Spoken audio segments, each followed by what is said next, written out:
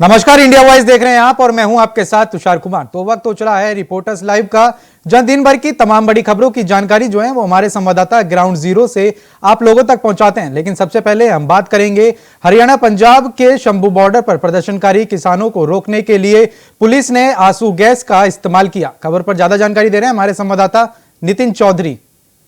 Guarantee कानून की मांग को लेकर आज किसानों ने धरना प्रदर्शन किया है। बता दें कि हरियाणा पंजाब के किसान, तमाम किसान जो है आज बॉर्डरों पे पहुंच गए हैं। बात की जाए तो शंभू बॉर्डर पे भी किसानों ने जो है बैरिकेडिंग तोड़कर आज किसान आंदोलन जो है काफ़ी उग्र नजर आया था। लेकिन उसके बाद लगातार किसानों को रोकने का पूरी तरीके से प्रयास किया जा रहा था। लेकिन उसके बाद जब बैरिकेडिंग किसानों ने तोड़ी तो उसके बाद पुलिस प्रशासन की तरफ से आंसू गैस के गोले छोड़े गए थे। आंसू गैस के गोले छोड़ने के बाद काफ़ी किसान उसमें घायल हो गए हैं। लेकिन उसके बाद लगातार पुलिस प्रशासन की तरफ से अलर्ट कर दिया गया है। चाहे दिल्ली बॉर्डर हो, तमाम ऐसे बॉर्डर हैं, सीमा जो बॉर्डर हैं, चाहे शंभू बॉर्डर हो या सिंधु बॉर्डर हो, लगातार इन बॉर्डरों पे जो है पुलिस प्रशासन पूरी तरीके से अलर्ट हो गया है। क्योंकि पहले से ही किसानों को अलर्ट मोड पे रख दिया था। लेकिन उसके बाद दिल्ली पुलिस के कमिश्नर ने इस पे आके जो है सारे बॉर्डरों को चेक किया। लेकिन उसके बाद भी लगातार किसानों का जो आंदोलन है वो चल रहा है। लेकिन किसानों की तरफ से यही कहा जा रहा है कि एमएसपी गारंटी कानून बनाया जाए, जिस तरीके से लगातार अपनी धान को बेचा जाए। लेकिन उसके बाद लगातार किसानों की तरफ से कहा जा रहा है और यही बात पुलिस प्रशासन की तरफ से लगातार हो रही है कि आखिरकार प्रशासन की तरफ से कहा गया है कि किसान किसी प्रकार का कोई नुकसान नहीं कर पाएंगे। लेकिन उसके बाद ही लगातार यही देखा जा रहा था, जब रोडों पे कीलें ठोकी गई, बैरिकेडिंग की गई तो पुलिस प्रशासन की तरफ से, लेकिन किसानों ने आज उन बैरिकेडिंगों को तोड़ा। लेकिन शंभू बॉर्डर की बात की जाए तो शंभू बॉर्डर के पर किसानों के ऊपर जो है आंसू गैस के गोले छोड़े गए थे। कैमरामैन सौरभ के साथ मैं नितिन चौधरी, इंडिया वॉइस, दिल्ली। दिल्ली कूच को लेकर गाजियाबाद पुलिस ने दिल्ली यूपी बॉर्डर की किलाबंदी। खबर पर ज्यादा जानकारी दे रहे हैं हमारे संवाददाता प्रवीण कुमार।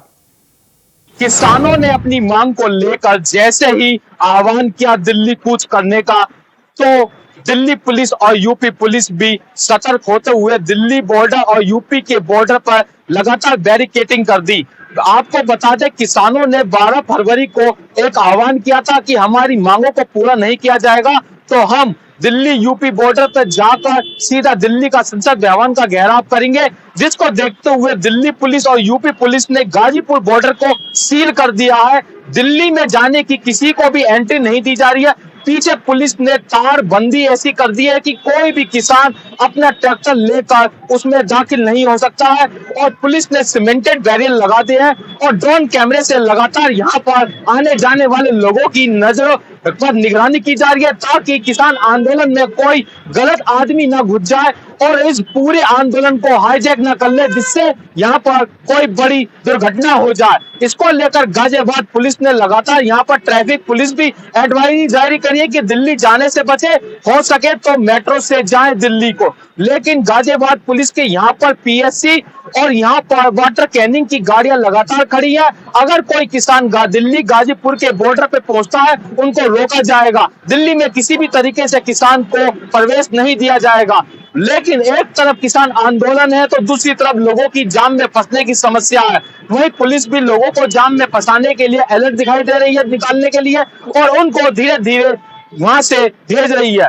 देखने वाली बात यह होगी कि गाजियाबाद पुलिस और दिल्ली पुलिस की जो ये सड़क पर जो इन्होंने बैरिकेडिंग लगाई है वो किसानों को रोकने में कितने कामयाब होती है। गाजियाबाद से प्रवीण कुमार, इंडिया वॉइस।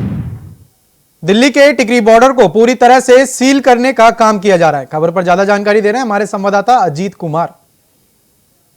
किसानों का दिल्ली कूच और दिल्ली के तमाम सीमाओं पर सुरक्षा व्यवस्था के मद्देनजर कड़े इंतजाम। जी हाँ, मैं इस वक्त मौजूद हूँ दिल्ली के टिकरी बॉर्डर पर। टिकरी बॉर्डर की अगर मैं तस्वीर इस वक्त की दिखाऊं तो इस वक्त की तस्वीर साफ तौर पर देखी जा सकती है कि किस तरीके से एक और जहाँ पैरामिलिट्री की फोर्स के जवान को तैनात कर दिया गया है, तो वहीं दूसरी तरफ अब ये साफ तौर पर कहा जा सकता है कि जो मूवमेंट है उस मूवमेंट को और तेज कर दिया गया है। और धीरे धीरे अब जो ये बॉर्डर है, इस बॉर्डर को कहीं ना कहीं पूरी तरीके से अब सील करने की जो तैयारी है वो जुट गई है। आप देख सकते हैं तस्वीरों में कि किस तरीके से जो है पत्थर उठा कर के रोड पर लगाने की जो तैयारी है वो की जा रही है, ताकि अब ये साफ तौर पर कहा जा सकता है कि अब बॉर्डर पर किसी भी तरह की जो आवाजाही है वो यहाँ पर बंद करने की जो तैयारी है वो की जा रही है। क्योंकि एक तरफ जहाँ अगर मैं बात करूँ कि जो किसान हैं वो शंभू बॉर्डर पर पहुँच चुके हैं और वहाँ पर जिस तरीके से पुलिस के साथ जो झड़प हुई उसके बाद अब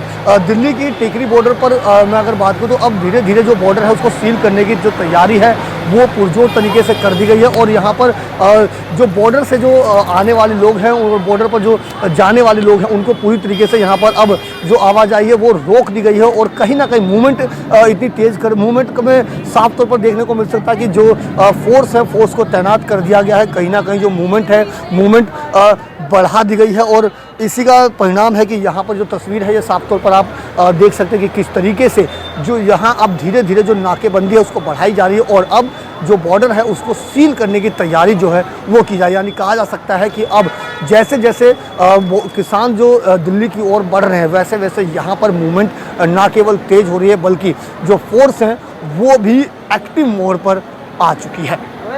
अजीत कुमार, इंडिया वॉइस।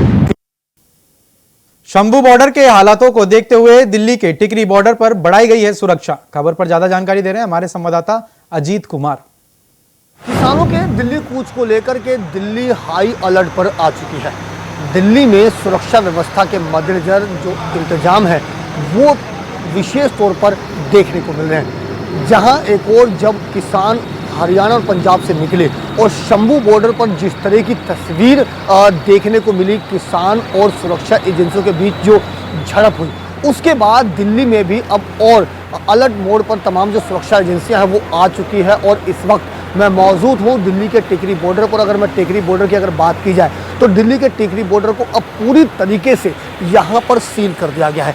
तस्वीरें आप साफ तौर पर देख सकते हैं कि किस तरीके से दोनों तरफ ही अगर मैं बात करूं तो दिल्ली के बॉर्डर इस टिकरी बॉर्डर को पूरी तरीके से सील कर दिया गया है। और एक नहीं तकरीबन 3 से 4 लेयर बनाए गए हैं सील करने के लिए ताकि जब किसान दिल्ली की ओर कूच करें तो उस समय उन्हें एक लेयर नहीं बल्कि कई लेयरों का सामना करना पड़ेगा। और निश्चित तौर पर कहा जा सकता है कि इसको लेकर के जो सुरक्षा एजेंसियां हैं वो यहाँ पर अलर्ट मोड पर साफ तौर पर दिखाई दे रही है। कहीं ना कहीं कहा जा सकता है कि एक और जहाँ हरियाणा से दिल्ली की ओर जो आने वाले लोग हैं उनके लिए और दिल्ली से हरियाणा की ओर जो जाने वाले लोग हैं उनके लिए अब पूरी तरीके से जो रास्ते हैं वो बंद कर दिए गए हैं। और इतना ही नहीं, जहाँ एक और बैरिकेडिंग पर नुकीली तारें लगाई गई हैं वही बड़े बड़े पत्थर यहाँ पर बॉर्डर को सील करने के लिए बिछाए गए हैं और उन पत्थरों पर भी नुकीले तार लगा दिए गए हैं ताकि किसी भी तरीके से जो जब किसान यहाँ पर आएँ तो उस समय सुरक्षा में जो सेंधमारी करने से पहले उन्हें 10 बार सोचना पड़े। निश्चित तौर पर कहा जा सकता है कि जो सुरक्षा के मद्देनजर जो पत्थर भी लगाए गए हैं उस पत्थर में भी देख सकते हैं कि किस तरीके से जो सरिया है वो निकल रहा है, नुकीली सरिया निकल रही है। तो कहा जा सकता है कि जो सुरक्षा एजेंसी है वो पूरी तरीके से अलर्ट मोड पर आ चुकी है। और टिकरी बॉर्डर पर कई लेयर की जो नाकेबंदी है वो कर दी गई है। इसके अलावा नाकेबंदी के अलावा अगर बात की जाए तो तमाम फोर्स चाहे वो दिल्ली पुलिस हो या अन्य पैरामिलिट्री फोर्स हो उनको भी पूरी तरीके से अलर्ट मोड पर यहाँ पर कर दिया गया है। हालांकि फ़िलहाल अभी तक दिल्ली में प्रवेश करने की जो किसानों की खबर है वो नहीं है। कहा जा सकता है कि कब तक दिल्ली में प्रवेश करेंगे वो कह पाना शायद जल्दबाजी होगा, लेकिन जब वो दिल्ली में प्रवेश करेंगे तो उससे पहले दिल्ली में जो सुरक्षा व्यवस्था के मद्देनजर तमाम चाक चौबंद इंतजाम न केवल किए गए हैं बल्कि सुरक्षा एजेंसी अभी से ही हर मॉड्यूल पर काम कर रही है, हर तरीके से काम कर रही है। हर तमाम जो निर्देश हैं वो आला अधिकारी उन जवानों को दे रहे हैं ताकि जब वो यहाँ आए तो तमाम तरीके से सुरक्षा के मद्देनजर जवानों की तरफ से भी जो है अलर्ट मोड पे रहा जाए। ऐसे में अब देखना ये होगा जब किसान यहाँ टिकरी बॉर्डर पर आते हैं तो उस समय की तस्वीर आखिर क्या होगी। Ajit Kumar, India voice, Delhi. महाराष्ट्र के पूर्व मुख्यमंत्री अशोक चौहान बीजेपी में शामिल हुए। खबर पर ज्यादा जानकारी दे रहे हैं हमारे संवाददाता आदित्य कुमार। आपको बता दें कल यानी सोमवार को कांग्रेस के दिग्गज नेता अशोक चौहान ने अपनी विधानसभा सदस्यता से इस्तीफा दे दिया था, साथ ही कांग्रेस से भी इस्तीफा दिया था। उन्होंने कांग्रेस का दामन छोड़ दिया था। इससे कांग्रेस को एक तगड़ा झटका लगा क्योंकि बीते दिनों बाबा सिद्दीकी और मिलिंद देवरा जैसे बड़े बड़े नाम ने महाराष्ट्र में कांग्रेस का साथ छोड़ा और अशोक चौहान ने भी कांग्रेस का साथ छोड़ दिया। उसके साथ ही कयास लगाए जा रहे थे कल तक कि अशोक चौहान बीजेपी में शामिल हो सकते हैं। हालांकि कल तक इस बात पर आधिकारिक पुष्टि नहीं थी, लेकिन आज मुंबई स्थित भाजपा कार्यालय में फडणवीस की उपस्थिति में उन्होंने बीजेपी की सदस्यता ली और साथ ही कहा कि ये मेरे राजनीतिक कैरियर की एक नई शुरुआत है। आपको बता दें कि बुधवार को राज्यसभा में नामांकन दाखिल करने की भी बात की जा रही है। अब देखने वाली बात ये रहेगी कि कांग्रेस के कई प्रदेशों की कई इकाई संभाल रहे अशोक चौहान को क्या भाजपा में भी कोई बड़ी जिम्मेदारी मिलती है या फिर राज्यसभा के लिए उनका क्या रुख रहता है। तमाम अपडेट्स के लिए देखते रहें इंडिया वॉइस। मैं आदित्य सिंह, कैमरा पर्सन सौरभ के साथ। हल्द्वानी हिंसा का मुख्य आरोपी अब्दुल मलिक अभी भी फरार चल रहा है। खबर पर ज्यादा जानकारी दे रहे हैं हमारे संवाददाता अभय कैंतुरा। हल्द्वानी हिंसा का मुख्य आरोपी अब्दुल मलिक अभी भी फरार है, लेकिन अब्दुल मलिक के खिलाफ जो शिकंजा है वो लगातार कसता हुआ नजर आ रहा है। पुलिस प्रशासन की टीमें जहां उनके संभावित जगहों पर उनकी गिरफ्तारी के लिए दबिश दे रही है, तो वहीं नगर निगम हल्द्वानी ने भी अब अब्दुल मलिक के खिलाफ शिकंजा कसना शुरू कर दिया है। नगर निगम हल्द्वानी की तरफ से जो इस हिंसा में जो नुकसान हुआ है, नगर निगम की संपत्ति जो नुकसान में हुई है, उसकी वसूली के लिए 2 करोड़ 44 लाख रुपए का एक नोटिस अब्दुल मलिक को भेजा गया है। 15 फरवरी तक का टाइम दिया गया है। अगर 15 फरवरी तक अब्दुल मलिक की राशि जमा नहीं करते हैं तो फिर जो उनकी संपत्ति है उस संपत्ति को कुर्क करने का काम नगर निगम हल्द्वानी करेगा। विधि सम्मत जो राय होगी उनके आधार पर काम यहाँ पर होगा। लेकिन इतना जरूर कहा जा सकता है कि इस कार्रवाई के बाद जो मुख्य आरोपी है हल्द्वानी हिंसा का अब्दुल मलिक, उसकी मुसीबतें और बढ़ेगी और जो कार्रवाई वहां पर होगी उस कार्रवाई के लिए उसमें जिम्मेदार होगा। ये कह सकते हैं कि अब जो अब्दुल मलिक के खिलाफ जो प्रशासन का शिकंजा और तेज होता हुआ नजर आ रहा है, ऐसे में उनकी मुश्किलें और बढ़ेगी। कैमरामैन निशांत चौहान के साथ अभय कैंतुरा, इंडिया वॉइस। उत्तराखंड के विधायक इस बार देहरादून में बजट सत्र आहूत करने की मांग कर रहे हैं। खबर पर ज्यादा जानकारी दे रहे हैं हमारे संवाददाता अभय कैंतुरा। उत्तराखंड के लिए गैरसैंण कोई नया नाम नहीं है। गैरसैंण राज्य सरकार ने ग्रीष्मकालीन राजधानी भी घोषित करी है, लेकिन इस बार सियासत इसलिए भी गर्म है कि सरकार की तरफ से ये बजट सत्र देहरादून में आहूत किया जाना है, क्योंकि सत्ता पक्ष या विपक्ष ज्यादातर विधायकों ने बजट सत्र को देहरादून में आहूत करने की मांग यहाँ पर की है और एक सिग्नेचर वाला पद सरकार को भेजा है। ऐसे में सियासत गर्म हो चुकी है कि गैरसैंण के साथ इतना भेदभाव क्यों किया जा रहा है, जबकि सरकार पूर्व में ही गैरसैंण को विकसित करने का संकल्प ले चुकी है। वहां पर गैरसैंण में बजट सत्र आहूत करने का संकल्प ले चुकी है। लेकिन जिस प्रकार से सियासत गरमाई हुई है, विधायक जिस प्रकार से कई बहाने इस समय देते हुए नजर आ रहे हैं, तो इसमें समझा जा सकता है कि गैरसैंण में बजट सत्र नहीं होगा बल्कि बजट सत्र देहरादून होगा। और यही कह सकते हैं कि जो पहाड़ की जो अपेक्षा थी, जो गैरसैंण में बजट सत्र कराने के साथ संभावित चीजों में विकास की ओर बढ़ाने वाली कोशिश थी, वो सब धूमिल होती नजर आ रही है। ऐसे में गैरसैंण एक बार फिर गैर होता हुआ नजर आ रहा है। कैमरामैन निशांत चौहान था, अभय कैंतुरा, इंडिया वॉइस। सिद्धार्थनगर जिले में एक ही रात में 6 जगहों पर अलग अलग चोरी हुई। खबर पर ज्यादा जानकारी दे रहे हैं हमारे संवाददाता राकेश यादव। सिद्धार्थनगर जिले के उसका थाना क्षेत्र के बगही शेखपुर का मामला है, जो कि बीती रात 6 घरों में 6 दुकानों का ताला तोड़कर चोरी हुई। लगभग लाखों का चोरी हुई, नकदी और जेवरात की चोरी हुई है। इस मामले को लेकर पुलिस छानबीन कर रही है। देखने की बात यह है कि पुलिस रात गश्त करती है, गश्त का पोल खोलती नजर आ रही है। चोरी जो कि एक ही रात 6 दुकानों का ताला तोड़ के चोरी होती है। अब देखने की बात यह है कि चोरों तक पुलिस कब पहुंचती है, कब सुराग लगाती है और उनको कब गिरफ्तार करती है, ये तो समय बताएगा। मामला सिद्धार्थनगर जिले के उसका थाना क्षेत्र का है, जो कि एक ही रात में 6 दुकानों का ताला तोड़ करके चोरी की गई। लगभग नकदी समेत जेवरात पे हाथ साफ किया गया। अब देखने की बात यह है कि चोर पुलिस की पकड़ में कब आते हैं। मामला सिद्धार्थनगर जिले का है, जो कि उसका थाना क्षेत्र का बताया जा रहा है। ये वीडियो जो कि एक ही रात लगातार चोरी हुई 6 दुकानों का ताला तोड़कर अब पुलिस चोरों को पकड़ने में सफल होती है, तो समय बताएगा कि सफल होती है या नहीं। सिद्धार्थनगर से राकेश यादव, इंडिया। लखनऊ में बेसिक शिक्षा मंत्री के आवास के बाहर धरने पर बैठे अभ्यर्थी। खबर पर ज्यादा जानकारी दे रहे हैं हमारे संवाददाता मोहम्मद अमान। 69,000 शिक्षक भर्ती मामले को लेकर लगातार राजधानी में प्रदर्शन जारी है आज 69,000 शिक्षक भर्ती मामले को लेके जो शिक्षक थे वो संदीप सिंह जो बेसिक शिक्षा मंत्री हैं उनके आवास पर पहुंचे और वहां धरना प्रदर्शन लगातार कर रहे थे। उनकी मांग है साफ तौर से जो पिछली 5 जनवरी 2021 को जो लिस्ट जारी हुई थी उस लिस्ट में 6800 लोगों के नाम जारी हुए थे, उनको अभी तक नियुक्ति न मिलने के मामले में लगातार इनका राजधानी में प्रदर्शन जारी है। वहीं बताया ये जा रहा है कि पिछले 606 दिनों से ये इको गार्डन में धरना प्रदर्शन कर रहे थे और उसके बावजूद भी शिक्षकों का ये कहना है कि हमारी सुनवाई नहीं होती, हमारी जो मांगे हैं उनके बारे में कोई सुनता नहीं है, कोई पूछता नहीं है। लगातार इनके प्रदर्शन को देख के आज भी जो बेसिक शिक्षा मंत्री के आवास पर प्रदर्शन कर रहे थे तो उनको मौके पे स्थानीय पुलिस पहुंचती है, पहुंच के उनको हिरासत में लेके पुनः वापस एक बार इको गार्डन भेज दिया जाता है। लखनऊ से मोहम्मद अमान, इंडिया वाइड। नेपाल से लाई गई भगवान शालिग्राम की तक्षशिला, खबर पर ज्यादा जानकारी दे रहे हैं हमारे संवाददाता आसिफ बैंक। सुप्रीमो अखिलेश यादव ने आज समाजवादी पार्टी कार्यालय में नेपाल से लाई गई तक्षशिला का भव्य तरीके से पूजन अर्चन किया। यह तक्षशिला अब इटावा में बन रहे केदारेश्वर मंदिर में स्थापित होगी।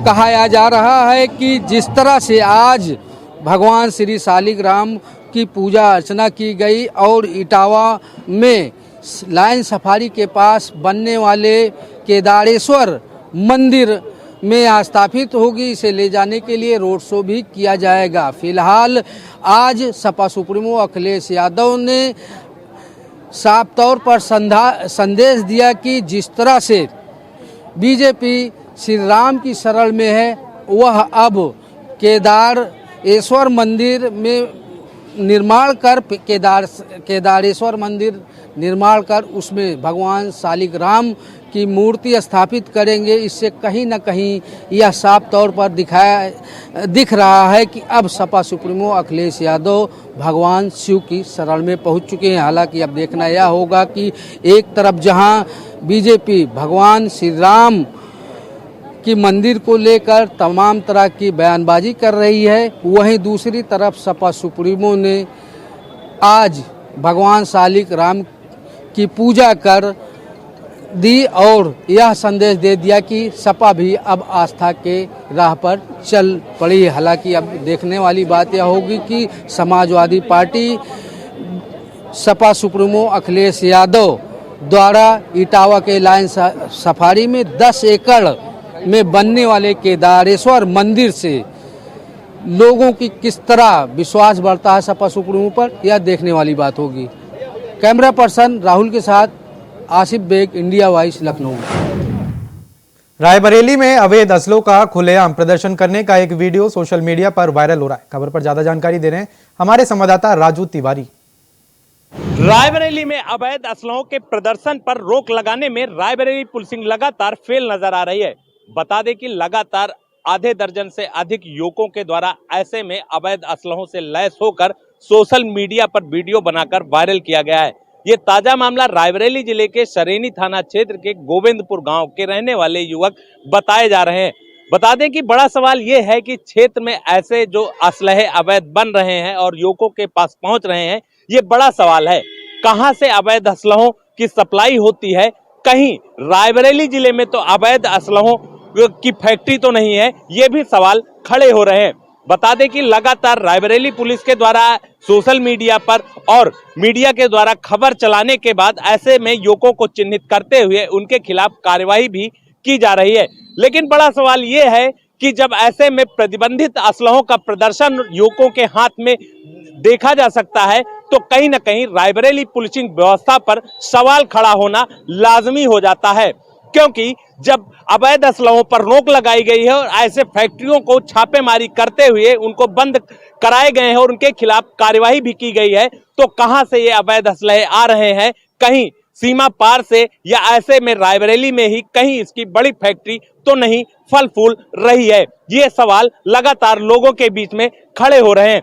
लेकिन आपको बता दें कि जिस तरह से शरेनी थाना क्षेत्र के आधे दर्जन युवकों के द्वारा हाथों में अवैध असला लेकर वीडियो बनाया गया और उसको सोशल मीडिया पर वायरल किया गया, तो कहीं ना कहीं इससे सहज अंदाजा लगाया जा सकता है कि युवकों के जहन में खाकी का भय नहीं है और ऐसे में लगातार पुलिसिंग पर सवाल खड़े हो रहे हैं। गोंडा के पंडेपुरवा गांव में एक फौजी ने 7 लोगों को मारी गोली। खबर पर ज्यादा जानकारी दे रहे हैं हमारे संवाददाता मनोज पांडे। जनपद गोंडा के थाना छपिया के अंतर्गत एक गांव में गोलीकांड से दहल गया गांव। जमीनी विवाद को लेकर गांव के ही एक लोग ने अपने पिस्टल से गोली चलाया, जिसमें एक महिला की मृत्यु हो गई, 4 लोग घायल हो गए। पता चल रहा है सूत्रों से कि गांव के जायसवाल परिवार के यहाँ शादी समारोह था, जहाँ पे कुछ उनके रिश्तेदार आए हुए थे। वहाँ पे स्नान करने को लेकर विवाद हुआ। उसी विवाद में विपक्षी ने गोली चला दी। बदायूं के कुंवरगांव थाना क्षेत्र में हिस्ट्री शीटर का गला काटकर की गई हत्या। खबर पर ज्यादा जानकारी दे रहे हैं हमारे संवाददाता विजय राठौर। बदायूं जनपद के थाना कुंवरगांव क्षेत्र के गौंटिया बिहार गांव में एक हिस्ट्री सीटर की देर रात्रि गला रेत कर हत्या कर दी गई। घटना स्थल पर पहुंची पुलिस ने सब कब्जे में लेकर पोस्टमार्टम के लिए भेज दिया है। बताया जाता है कि कुंवरगांव थाना क्षेत्र के गौंटिया बिहार के रहने वाले हिस्ट्री सीटर बांकेलाल की देर रात्रि गला रेत कर हत्या कर दी गई है। वह खेत की रखवाली के लिए ट्यूबवेल पर गए थे, जहां अज्ञात हमलावरों ने गला रेत कर हत्या करने के बाद सब निर्माणाधीन गंगा एक्सप्रेसवे के किनारे फेंक दिया है। वहीं परिजनों को सुबह हत्या की सूचना मिली और परिजनों ने पुलिस को सूचना दी। वहीं मौके पर पहुंची पुलिस ने सब कब्जे में ले लिया है और घटना स्थल का निरीक्षण करने के लिए वरिष्ठ पुलिस अधीक्षक आलोक प्रियदर्शी ने घटना स्थल का निरीक्षण किया है।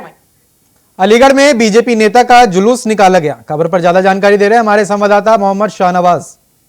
कर्मियों के साथ बदसलूकी करने के मामले में पुलिस ने मुकदमा दर्ज करने के उपरांत 4 भाजपा नेताओं को हाथों में हथकड़ी डालकर जुलूस निकालकर मंगलवार को जेल भेजने की कार्रवाई की है। बीते दिन थाना बन्ना देवी क्षेत्र में रूट डायवर्जन को लेकर भाजपा कार्यकर्ताओं के द्वारा पुलिस से बदसलूकी और गाली गलौज का एक वीडियो सोशल मीडिया पर वायरल हुआ था, जिसके उपरांत एसएसपी संजीव सुमन के द्वारा मामले में मुकदमा दर्ज करने के लिए निर्देश दिए गए थे। इधर पूरे मामले में थाना बन्ना देवी पुलिस ने मुकदमा दर्ज किया था। इसी दौरान सोमवार की रात भाजपा कार्यकर्ताओं के द्वारा थाना बन्ना देवी का घेराव किया गया और कार्रवाई न करने की मांग की, जिसके उपरांत पुलिस ने मौके से 4 भाजपा नेताओं को गिरफ्तार किया है। इधर पुलिस ने मंगलवार को मेडिकल परीक्षण कराने के बाद चारों नेताओं को जुलूस निकालकर हाथों में हथकड़ी डालकर जेल भेजने की कार्रवाई की है। इधर भाजपा नेता राकेश साय कई बीते दिनों से अभद्रता करने के मामले में भी सुर्खियों में रहे। इधर एसएसपी संजीव सुमन के निर्देश के बाद पुलिस ने पूरे मामले में कार्रवाई की और राकेश साय समेत अन्य 3 भाजपा कार्यकर्ताओं को गिरफ्तार किया है। इधर पुलिस ने मंगलवार को चारों आरोपी भाजपा नेताओं को हाथों में हथकड़ी डालकर जुलूस निकालकर जेल भेजने की कार्रवाई की है। अलीगढ़ से मोहम्मद शाहनवाज, इंडिया वॉइस। आगरा में गाइड दुकानदारों ने पर्यटकों की सुरक्षा की ली शपथ। खबर पर ज्यादा जानकारी दे रहे हैं हमारे संवाददाता आमिर कादरी। यूपी के आगरा में आमतौर पर पर्यटकों की सुरक्षा के लिए पुलिस बल हमेशा मुस्तैद रहता है, लेकिन अब एसीपी ताज सुरक्षा अरीब अहमद की एक नई पहल की गई है, जिसके तहत पर्यटकों की सुरक्षा में पुलिस के साथ साथ अब गाइड और हिस्टोरिकल बिल्डिंगों के पास लगे दुकानदार भी पर्यटकों की सुरक्षा में मुस्तैद नजर आएंगे। दरअसल आज एसीपी अरीब अहमद की लीडरशिप में एक शपथ ग्रहण समारोह का प्रोग्राम रखा गया, जहां पर ताज के साय में गाइडों और ताजमहल के पास लगे दुकानदारों को एक शपथ दिलाई गई कि वह पर्यटकों की सुरक्षा में पुलिस के साथ हमेशा मुस्तैद नजर आएंगे। दिल्ली पुलिस कमिश्नर ने टिकरी बॉर्डर की सुरक्षा का लिया जायजा। खबर पर ज्यादा जानकारी दे रहे हैं हमारे संवाददाता अजीत कुमार। किसान आंदोलन को लेकर दिल्ली हाई अलर्ट मोड पर आ चुकी है और ऐसे में दिल्ली के तमाम सीमाओं पर विशेष इंतजाम किए गए हैं। मैं इस वक्त मौजूद हूं दिल्ली के टिकरी बॉर्डर इलाके में। टिकरी बॉर्डर इलाके की न केवल सुरक्षा व्यवस्था बल्कि आप खुद देख सकते हैं कि सुरक्षा व्यवस्था के साथ साथ दिल्ली पुलिस कमिश्नर संजय अरोड़ा भी यहां पर पहुंचे हैं और खुद यहां पर अपनी मौजूदगी में सुरक्षा व्यवस्था का जो जायजा है वो ले रहे हैं, ताकि ये सुनिश्चित कर सके कि किस तरीके से जब जो किसान है वो दिल्ली में जब प्रवेश करेंगे तो उस समय यहाँ की जो सुरक्षा व्यवस्था है वो कितनी मुस्तैद होगी, कितनी चाक चौबंद इंतजाम होंगे, उसको लेकर के यहाँ पे खुद दिल्ली पुलिस कमिश्नर संजय अरोड़ा पहुंचे और हालात का जायजा ले रहे हैं। आपको बता दें कि इससे पहले दिल्ली के जो टिकरी बॉर्डर है उसको सील कर दिया गया है, पूरी तरीके से आवाजाही रोक दी गई है और हर तरीके से यहाँ पर इस बॉर्डर को किले में तब्दील कर दिया गया है, किलेबंदी कर दी गई है। और ऐसे में इस वक्त जब एक बार देखा गया कि किसानों का जो शंभू बॉर्डर पर जो तस्वीर देखने को मिली, उसके बाद खुद दिल्ली पुलिस के जो मुखिया हैं वो अब दिल्ली में जो खुद मैदान पर उतर चुके हैं और खुद उन्होंने मोर्चा संभालते हुए दिखाई दे रहे हैं, जिसका नतीजा टिकरी बॉर्डर पर देखने को मिल रहा है कि खुद यहाँ पर पुलिस आयुक्त संजय अरोड़ा पहुंचे और वो इस वक्त अपने आला अधिकारियों के साथ बात कर रहे हैं और समझ। फिलहाल के लिए रिपोर्टर्स लाइव में इतना ही। देश और दुनिया की तमाम बड़ी खबरों को जानने के लिए बने रहें इंडिया वॉइस के साथ। नमस्कार।